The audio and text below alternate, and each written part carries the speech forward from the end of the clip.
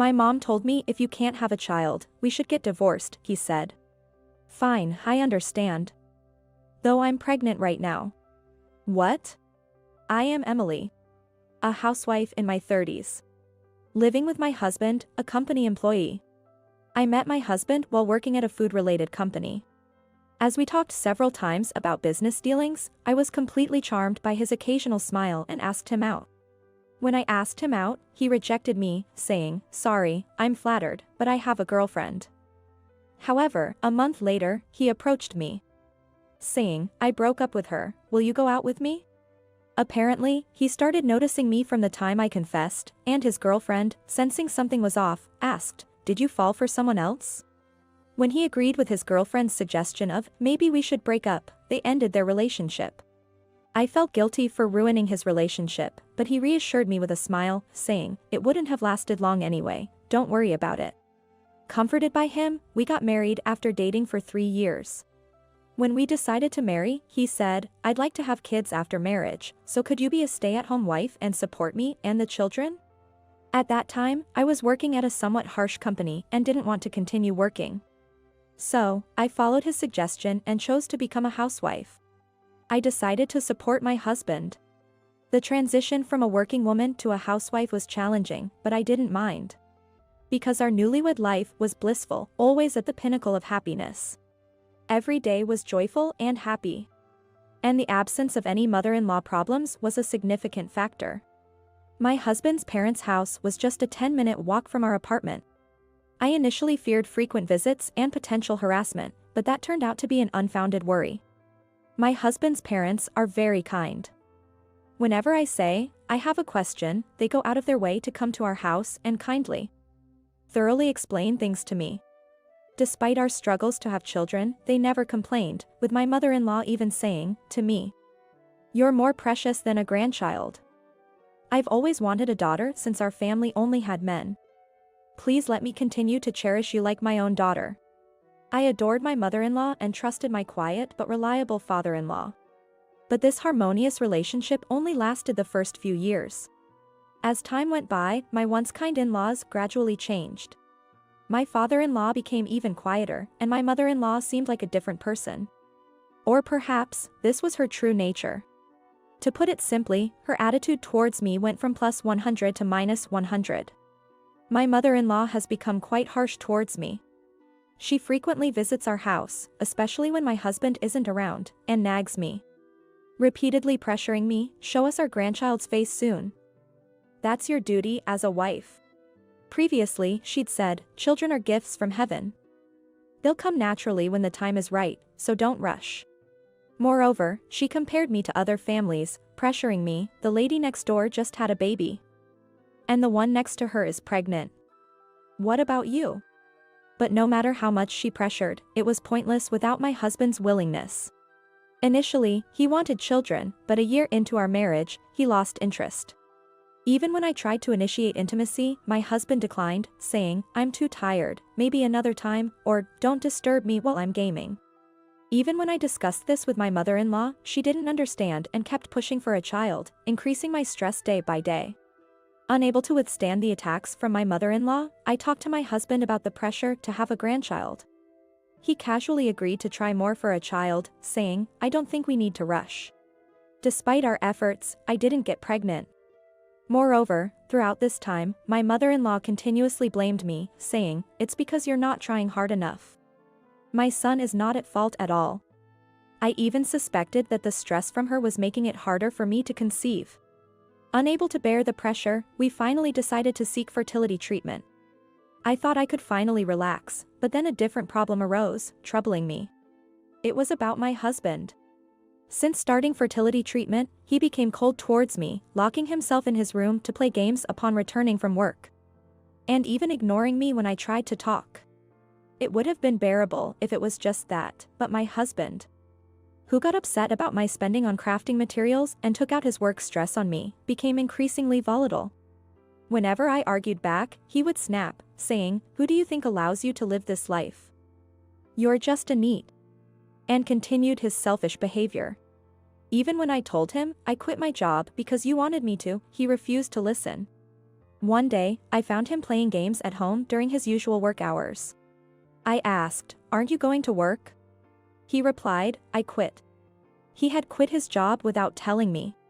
Shocked, I asked why, but he just got angry, saying, "It's my business." I was disgusted with his attitude, but there was nothing I could do about the job he had already quit. Initially, I wasn't panicked about money, thinking we could manage for a while with unemployment benefits and our home savings. However, the stress started building up as my husband showed no interest in finding a new job. After quitting his job, my husband started spending all day at home. I wish he would go outside sometimes, but his hobby is gaming. He hardly ever leaves the house, except to buy cigarettes at the convenience store. Since he stopped working, the amount of time we spend together has significantly increased. In the beginning, this might have been seen positively as more time for affection, but now it's different. Just like with my mother-in-law, the increase in time spent with my husband, whose attitude has changed from +100 to -100, has led to more frequent arguments between us. Gradually, I've realized that even just talking to him is stressful, and we've almost stopped conversing altogether. I wonder if there's any point in continuing this kind of married life, I thought, beginning to feel like I'm reaching my limit with this marriage. I wanted to find a way out of this situation. One day, fed up with his lazy gaming, I confronted him, "You're not a child, stop playing games all day and start looking for a job." He then said, "By the way, my mom told me if you can't have a child, we should get divorced." At that moment, I was thankful to my mother-in-law. It was like she was assisting me. Plus, I was pregnant. I found out after a checkup that day and planned to tell him that night. But not telling him turned out to be the right decision. It meant I could distance myself from my mother-in-law and husband. I said, "Okay, I understand. Here are the divorce papers," and handed him the pre-filled form from my dresser. My husband, apparently not expecting me to agree to the divorce, let alone have prepared divorce papers ready, was shocked and frozen when he saw it, uttering, "What?" His usual domineering attitude was nowhere to be seen. He was that surprised, with a dumbfounded look on his face. He seemed to want to say something but filled in the papers, believing he must obey his mother. He kept glancing at me while filling them in. We agreed to discuss property division later, but we didn't have much to divide. We didn't need to worry much about dividing assets because we hardly had any. In fact, my husband often spent a lot of money on his hobbies. Not only did he play games at home, but he also seemed to have spent a considerable amount at amusement arcades. He had criticized my spending before, but in reality, he was the one who spent more recklessly than I did. He never had the mindset to save money. Even before our marriage, he never saved, and this didn't change after our marriage, so we had no significant assets. When we realized there was no property to divide, I thought our discussion was over. But my husband insisted it wasn't and pointed to a bank statement, saying, "Don't we still have our savings?" Indeed, that bank statement contained a significant amount of savings, and he suggested we divide it. However, these savings were not subject to division. When I explained, "This is the money I saved before our marriage, so it's not part of the property division," his face rapidly turned pale. Yet, he argued, "Right, but this apartment should be part of the division, right? I lived here too." I had to reveal the harsh truth to him. "Unfortunately, the apartment is in my name, so you have no rights to it. Besides, I've already put it up for sale. So you can't live here anymore. Please leave soon as it would be a bother," I told him with a smile. I had been saving for a house, anticipating that this apartment might become too small in the future. Before marrying, saving money was my hobby, so I had accumulated considerable savings even as a regular employee. I had bought the apartment with those savings, so I did have some assets. With the money from selling the apartment, I could build a nice house in the city center. Of course, all that property was mine from before the marriage and not included in the division. It seems my husband was unaware of this fact. He apparently thought he would receive half of my property, but unfortunately for him, that was not the case. Realizing he wouldn't get any part of my property, my husband was left in a daze. After that, we continued the discussion, but my husband couldn't snap out of his daze. Since there wasn't much left to talk about, the discussion ended quickly, and we submitted the divorce papers to the lawyers. Our divorce was successfully finalized. A few months later, I returned to my parents' home and, with their support, gave birth to a healthy baby boy. I named him Ambrose, inspired by the phrase, "A boys, be ambitious." Now, I'm living a fulfilling life with my parents and beloved child. Of course, I haven't informed my ex-husband and his family. I haven't informed them because I'm certain that if I did, my former mother-in-law would surely storm in, demanding, "Give me back my grandchild." Meanwhile, my ex-husband, after being kicked out of the apartment, returned to his parents' home. He became a recluse, shocked by the easy acceptance of the divorce. Even when he goes out, he looks so suspicious that he frequently gets stopped by the police. It's quite a pitiful situation. I later learned that the reason my husband quit his job was due to a souring of work relationships. Apparently, my ex-husband was disliked at his company for his bad mouth, especially by female colleagues, and eventually, everyone started ignoring him. Unable to endure this situation, he suddenly quit his job one day. He might have been this way even before our marriage. Only kind towards me. A real wolf in sheep's clothing. 3 years later, I'm working as a manager of a craft store. When I became a regular at a local craft store, the manager, Linda, approached me with a proposition. "I'm getting old and thinking about retiring. If you're interested, Emily, would you like to take over this store?" Linda proposed to me. At that time, my parents were actively helping with childcare, and I was thinking about getting a job. If I declined, the store would close down. That would surely inconvenience many of the regular customers. Considering this, I decided to accept the offer and take over the store. While attending to a regular customer today, an unexpected pair visited me. Indeed, the unexpected visitors were my former mother-in-law and ex-husband. "Wow, this is a nice shop for you to have." "Yeah, Mom. Look, this fabric seems like it would suit you." Annoyed by their transparent flattery, I asked, "What brings you here?"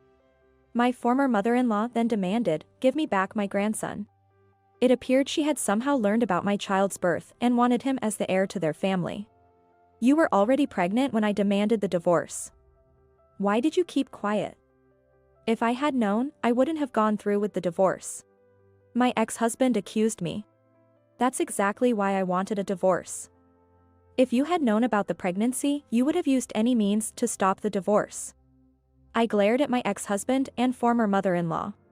My former mother-in-law then demanded, "So, are you going to give me back my grandchild or not? I want to live with my grandchild soon. You've had enough time with him for 3 years. It's my turn now," she said, making another absurd statement. As I stood there in disbelief, my parents and Ambrose appeared, asking, "What's the matter? Is there a problem?" It seems they were alerted by a regular customer and had hurried over to help. Seeing Ambrose holding hands with my parents, my former mother-in-law tried to approach him, saying, "Oh, how cute. He looks just like my son when he was a child. Look, I'm your grandma." I tried to stop her, but it wasn't necessary. Ambrose clung to my mother, saying, "This is my only grandma." "So, would you mind leaving now?" my mother asked my former mother-in-law. "Just give me the kid," my ex-husband suddenly lunged to forcefully take Ambrose from my parents. I stood in front of Ambrose to protect him, but being much smaller, I was easily pushed aside. "Ambrose, be careful," I cried out. My ex-husband was inches away from grabbing Ambrose's arm. But then, his body suddenly flew through the air. "What?"